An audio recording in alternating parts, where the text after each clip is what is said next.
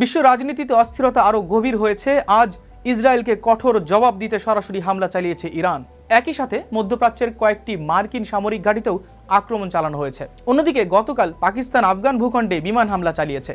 দুই অঞ্চলের এই উত্তেজনা আন্তর্জাতিক নিরাপত্তা নিয়ে নতুন করে উদ্বেগ তৈরি করেছে। মধ্যপ্রাচ্যের উত্তেজনা বাড়ছে। ইসরায়েল জানিয়েছে ইরান থেকে ক্ষেপণাস্ত্র ও ড্রোন হামলা চালানো হয়েছে তাদের লক্ষ্য করে। সামরিক স্থাপনা এবং গুরুত্বপূর্ণ অবকাঠামো লক্ষ্যবস্তু ছিল বলে তারা দাবি করেছে। ইরান বলছে এটি ছিল প্রতিরক্ষামূলক জবাব এবং পূর্বের হামলার প্রতিক্রিয়া। দুই পক্ষই নিজেদের অবস্থানকে ন্যায্য দাবি করছে। পরিস্থিতি এমন পর্যায়ে পৌঁছেছে যে কোনো সময় পাল্টা হামলা পরিস্থিতিকে পূর্ণাঙ্গ যুদ্ধে রূপ দিতে পারে বলে আশঙ্কা করছেন বিশ্লেষকরা। এদিকে যুক্তরাষ্ট্র তাদের মিত্রদের সঙ্গে জরুরি যোগাযোগ বজায় রেখেছেন। বিশ্লেষকদের মতে যুক্তরাষ্ট্র সরাসরি জড়ালে এই সংঘাত আঞ্চলিক সীমা ছাড়িয়ে আন্তর্জাতিক রূপ নিতে পারে। মধ্যপ্রাচ্য এমনিতেই দীর্ঘদিন ধরে উত্তেজনাপূর্ণ অঞ্চল।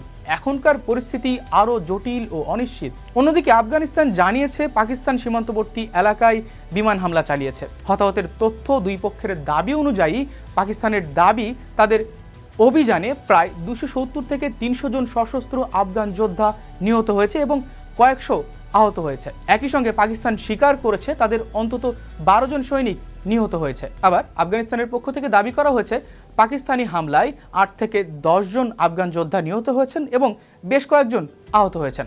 এছাড়া তারা পাল্টা হামলায় 50 এর বেশি পাকিস্তানি সেনা নিহত হয়েছে বলে দাবি করেছেন। বিভিন্ন আন্তর্জাতিক প্রতিবেদনে বেসামরিক হতাহতের আশঙ্কার কথাও বলা হচ্ছে, তবে সুনির্দিষ্ট কোনো সংখ্যা এখন পর্যন্ত জানা যায়নি। দুই দেশের মধ্যে দীর্ঘদিনের সীমান্ত বিরোধ এবং নিরাপত্তা সংকট এই পরিস্থিতিকে আরও স্পর্শকাতর করে তুলেছে।